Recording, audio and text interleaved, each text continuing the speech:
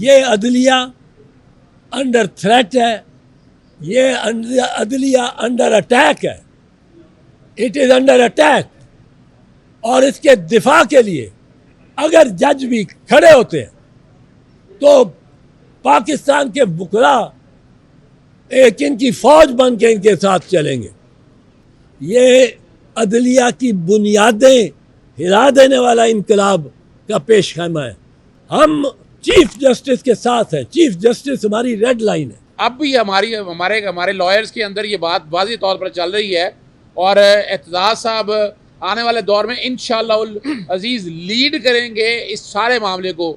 और सारे जजेस पाकिस्तान के सुन लें कि ये मौका है, ये वक्त है कि आपने कॉर्नीलियस के कबीले में खड़ा होना है या चीफ जस्टिस मुनीर के कबीले में खड़ा होना है। इस्लामाबाद हाई कोर्ट के 6 जजेस की जानिब से जो खत लिखा गया है सुप्रीम जुडिशल काउंसिल को, उसकी नज़ीर किसी भी अदलिया या हाई कोर्ट या सुप्रीम कोर्ट में तमाम बर्रे सगीर में जहां 50 के करीब हाई कोर्ट्स है, किसी जगह किसी हाई कोर्ट या सुप्रीम कोर्ट के जजेस को इस तरह तकलीफ में और इस तरह उनकी सर्वेलेंस कहीं नहीं की गई। ये जो खत है ये कोई आम खास खत नहीं है कि मैंने लिख दिया हो, आपने लिख दिया हो। ये 6 हाई कोर्ट के जज हैं, 6 हाई कोर्ट के जज हैं।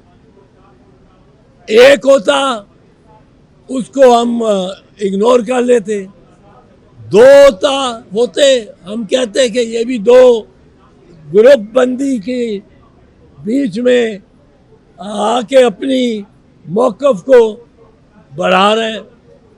6 से इस्लामाबाद हाई कोर्ट के जज और एक चीफ जस्टिस और एक हसन गुल औरंगजेब साहब का नाम उस पर दस्तखत किसी वजह से वो नहीं कर सके। अगर उनको भी शामिल किया जाए 6 जजेस में, उनका नाम भी छपा हुआ है, तो 7 जजेस पर 6 भी ले लें। अब 6 जज कहते क्या हैं? 6 जज क्या रहे हैं? कोई आम खास बात नहीं कह रहे कि हमारे साथ इम्तियाजी सलूक हो रहा है, हमारा चीफ जस्टिस हमारे आगे केसेस नहीं लगाता। वो कह रहे हैं कि एक इदारा, इस रियासत का बड़ा मजबूत ताकतवर इदारा, वो बराह रास्त हम पे प्रेशर डालता है, दबाव डालता है कि इस किस्म के फैसले दो, उस किस्म के फैसले दो। हमारे रिश्तेदारों को उठाया जाता है, उन पे अजियत ईज़ा रसानी की जाती है, उनको इलेक्ट्रिक शॉक्स लगाए जाते हैं, उनको डराया धमकाया जाता है। फिर हमारे वीडियोस लिए जा रहे हैं और वीडियोस के लिए वो कैमरे हमारे लिविंग रूम्स में और बेडरूम में नस्ब किए गए, जिनकी जो लेटेस्ट वीडियो है, आपको पता है आधा घंटा वो कैमरा रिटेन रखता है वीडियो, वो वीडियो भी उन्होंने पेश की हैं। अब ये कहना कि इनको यकदम ख्याल आया है किसी एक सियासी जमात या लीडर को के हक में बात करने का, और ये सियासत को उसकी बढ़ा रहे हैं, और ये वाकयात नहीं हुए। ये कोई एक दिन में इन्होंने नहीं ये सोच लिया बयान देने का। ये बयान ये मौक़िफ़ उन्होंने जुलाई 2023 को अपने चीफ जस्टिस को पेश किया कि ये हो रहा है हमारे साथ। चीफ जस्टिस आमिर फारूक का क्या रवैया था? उन्होंने कहा कोई नहीं, मैं बात कर लूँगा, और फिर कहा कि मैंने बात कर ली, अब आपके के पीछे हिस्सा नहीं लगते, कोई धमकी नहीं आएगी। फरवरी तक उन्होंने इंतज़ार किया। फरवरी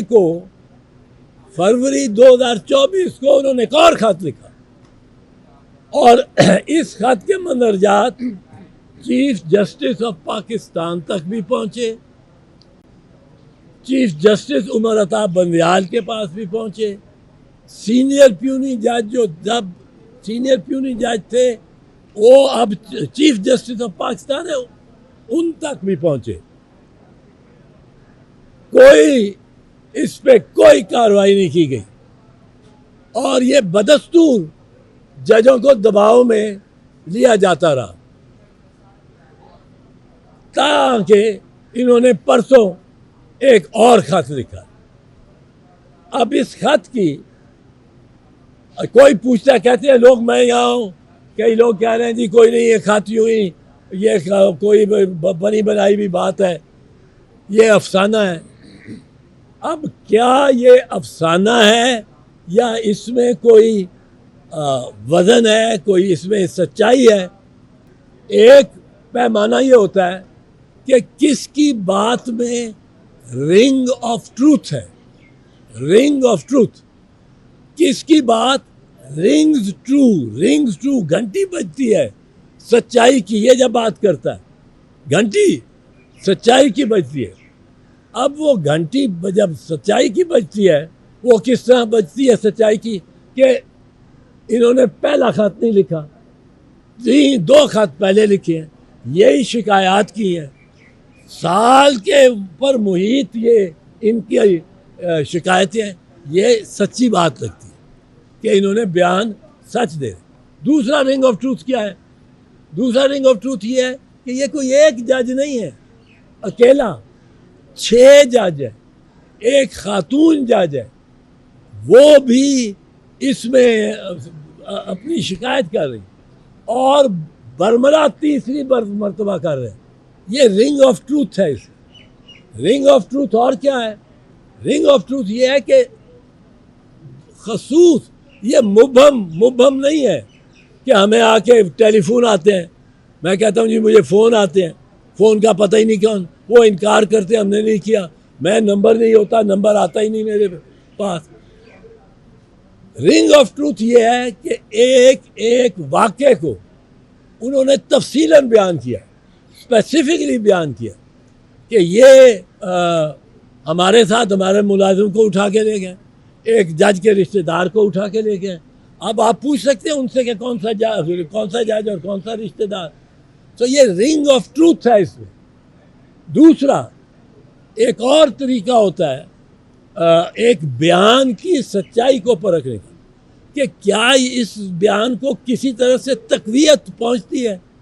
एविडेंस नहीं है, तक़वियत, उस शहादत को तक़वियत पहुंच, वहाँ ये इसको तक़वियत यानी करॉबरेशन है इसकी। ये अकेला ही आदमी बयान दे रहा है कि कोई और भी वाक़यात हैं जो इसके बयान को मोतबर साबित करते हैं। अब इसमें आप देखिए करॉबरेशन है। करॉबरेशन ये है कि वो जज साहब के घर से वो कैमरे निकले हैं, कैमरा तो निकला है बेडरूम से, कैमरा तो निकला है लिविंग रूम से। अब जब ये जज साहब कहता है कि ये कैमरे क्या कर रहे थे, वो बल्ब बदलना चाहता था, वो बल्ब बदलने गया पीछे तो वो वहाँ कैमरा लगा हुआ है उसी सॉकेट में, और वो वीडियो चल रही है, वो निकाल के जब उसे, अब ये करॉबरेट हो गया उनकी बयान को। अब ये corroboration और रिंग ऑफ ट्रूथ इन 6 जजेस के बयान में के खत में आता है, और इन्होंने कोशिश कर ली थी with chief justice Aamir Mahmood, chief justice Umar Ata Bandial, chief justice Qazi Faez Isa, क्योंकि उस वक्त जब ये सीनियर जज थे तो उनके सामने भी ये पेश हुआ, ये लिखा है। अब इनके पास एक मुद्दबाना तरीका यही था कि ये सुप्रीम जुडिशल काउंसिल के सामने पेश कर देते।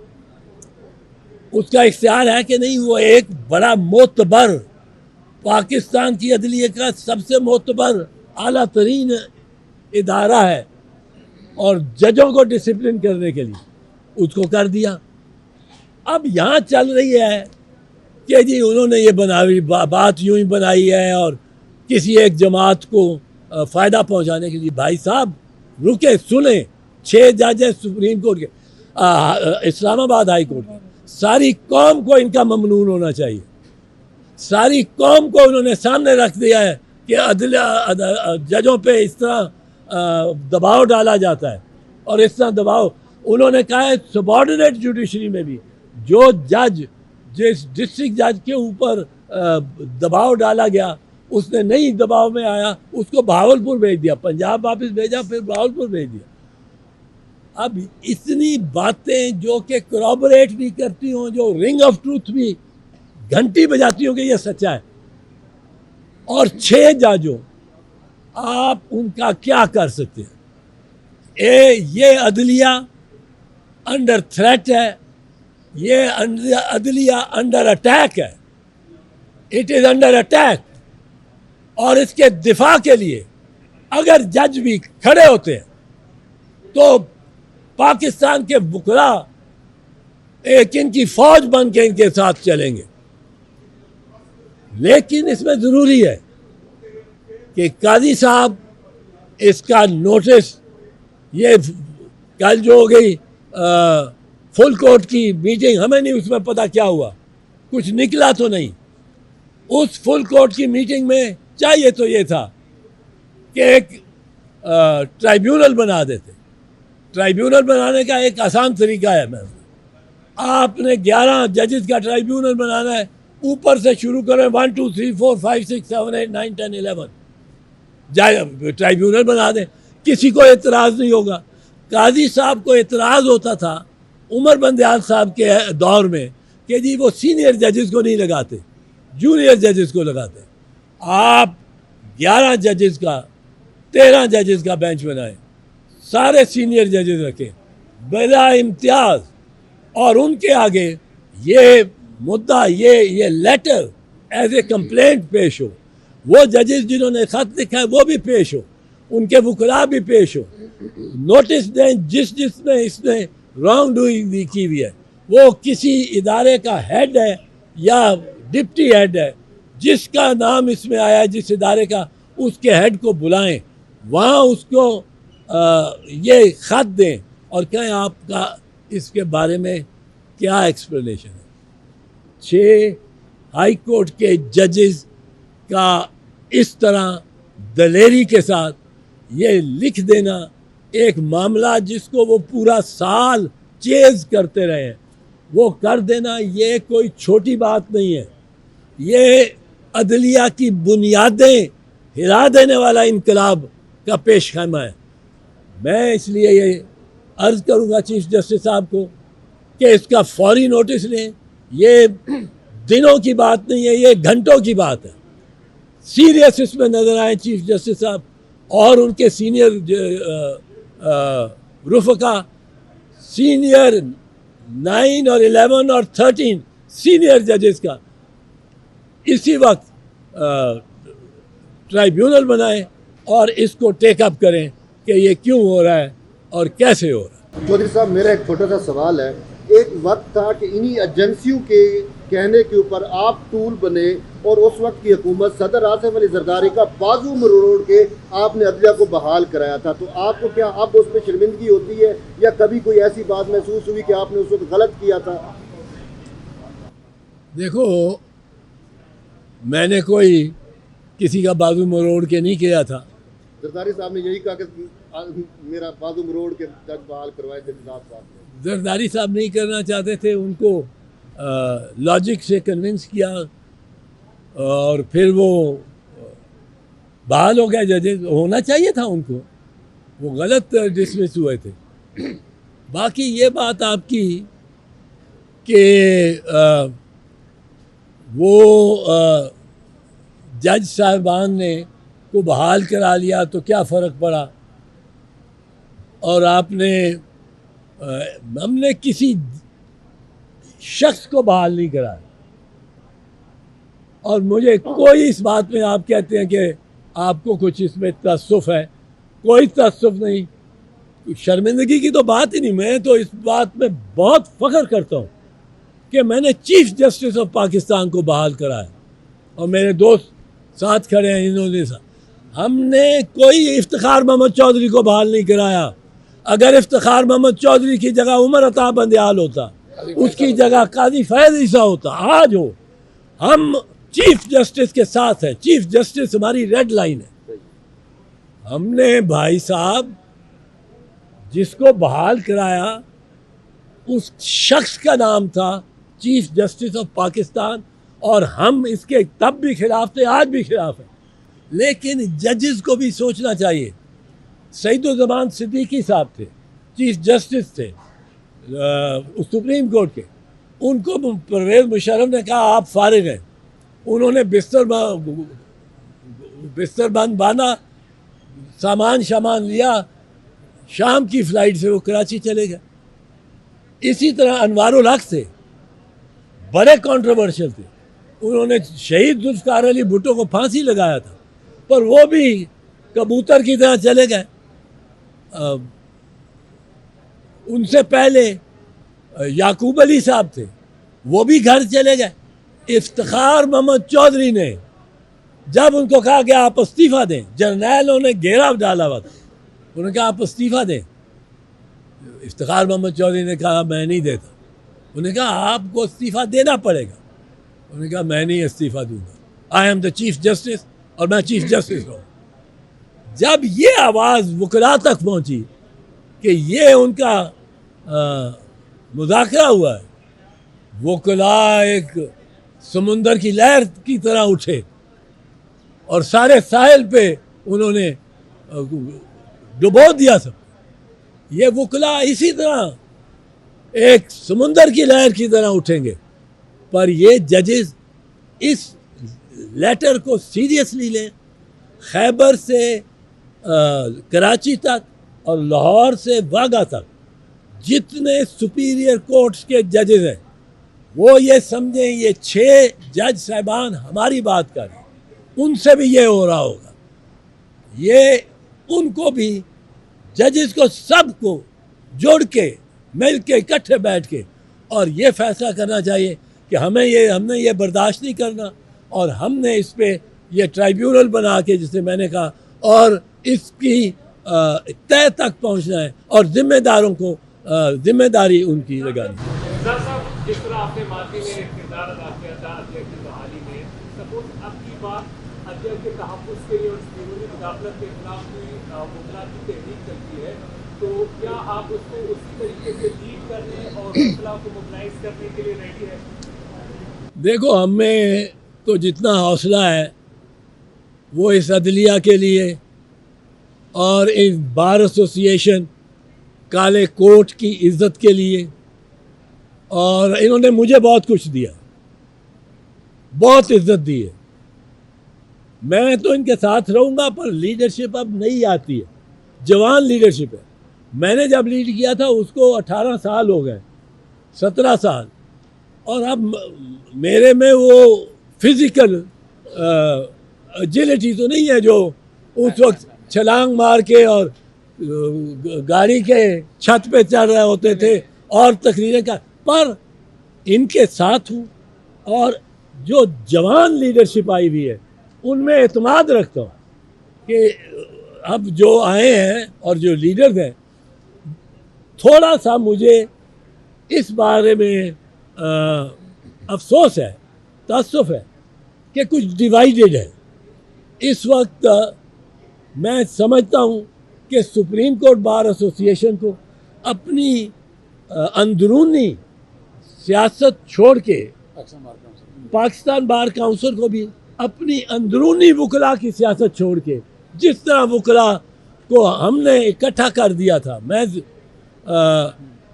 उसके बाद सुप्रीम कोर्ट बार एसोसिएशन का सदर भी हुआ उस तहरीक के दौरान, और सबको एक साथ लेके चले, एक कन्वेंशन बुलाए जिसमें दोनों सोचें जो बार एसोसिएशन की है उनको बिठाएं, जो अब इनके मुखालिफ है उसको इज्जत ज़्यादा दें, उसको ज़्यादा इज्जत दें, और इस चैलेंज को उसी तरह लें जिस तरह हमने चैलेंज लिया था जब एक आर्मी चीफ ने एक चीफ जस्टिस को घर बिठा दिया था। नहीं, मैं सिर्फ एक एतजाज़ साहब की बात में एक बात ऐड करते चलें कि एतजाज़ साहब लास्ट टाइम भी इन्हें लॉयर्स कोऑर्डिनेशन काउंसिल ने बाकायदा मुंतखब किया था, लीड किया था। अब भी हमारे लॉयर्स के अंदर ये बात वाज़ेह तौर पर चल रही है, और एतजाज़ साहब आने वाले दौर में इंशाअल्लाह अज़ीज़ लीड करेंगे इस सारे मामले को। इन्होंने पिछले अरसे से जिस तरह वाइब्रेंट होकर एतजाज़ साहब ने एक रोल प्ले किया है, वकला बरादरी बड़ी इज्जत की निगाह से देखती है, और अभी भी समझते हैं। अभी भी देख लें आप कि जिस तरह खुल के बात कर रहे हैं, और एक एक चीज़, और उस वक्त भी और अब भी, तो हम बाकायदा गुजारिश भी करेंगे और हम बाकायदा अपने लॉयर्स कम्युनिटी को मोटिवेट और मोबिलाइज भी करेंगे कि एतजाज़ साहब बिल्कुल ये साथ रहेंगे और फ्रंट के लीडर के तौर पर इंशाल्लाह किरदार अदा करेंगे। उस वक्त भी बार काउंसिलें डिवाइडेड थी, बार एसोसिएशन डिवाइडेड थी, लेकिन उसके बावजूद भी लॉयर्स ने बहुत बड़ी एक किरदार अदा किया, जिसकी बदौलत आज ये जो सुप्रीम कोर्ट यहाँ बैठी हुई है, ये मरहून मिन्नत है उस लॉयर्स मूवमेंट की। उन्हें सोचना है कि उस लॉयर्स मूवमेंट की वजह से आज ये जजेस हैं, वकला ने पासदारी की है। अभी भी हम समझते हैं कि इस जुडिशरी को, उन रवायात को सामने रखते हुए, एक तो अपना एतजाज़ साहब ने बता दिया है कि मिलना नहीं चाहिए, जस्टिस काजी फाइज साहब को हमारे सरबराह हैं सुप्रीम कोर्ट के, उन्हें बिल्कुल नहीं मिलना चाहिए। ना इलामिया आया इस वक्त कि फुल कोर्ट का इलामिया क्या है, वो भी सामने आना चाहिए था। लेकिन याद रखिएगा कि वकला तहरीक जो है वो पनप रही है, और ईद के फ़ौरन बाद अभी प्रोफेशनल ग्रुप का भी इजलास हुआ था, और ये चीज़ें आगे जा रही हैं।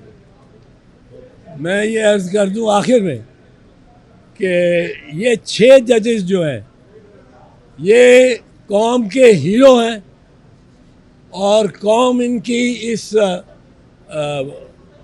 ये जो इन्होंने किया है, ख़त लिखा है, और ये जो कदम उठाया है, दलेराना कदम उठाया है, 1 साल से उठा रहे हैं। और सारे जजेस पाकिस्तान के सुन लें कि ये मौका है, ये वक्त है कि आपने कॉर्नीलियस के कबीले में खड़ा होना है या चीफ जस्टिस मुनीर के कबीले में खड़ा होना है। अब कौम इस तरह आपको जज करेगी। कॉर्नीलियस का कबीला अकलियत में भी जब था, कॉर्नीलियस वो लिखता था फैसला जो उसके दिल में और ज़मीर मानता था, एक क्रिश्चियन था। मुनीर, जस्टिस मुनीर तमीज़ुद्दीन के फैसले से लेके गवर्नर जनरल रेफरेंस 200 के केस में मार्शल लॉ को उन्होंने वैलिडेट कर दिया। वो कबीला है। आज के बाद ये जज पहचाने जाएंगे इससे कि ये जा रहे हैं कॉर्नीलियस वाले, ये जाए वो जो मुनीर के साथी। Thank you. Thank you ji.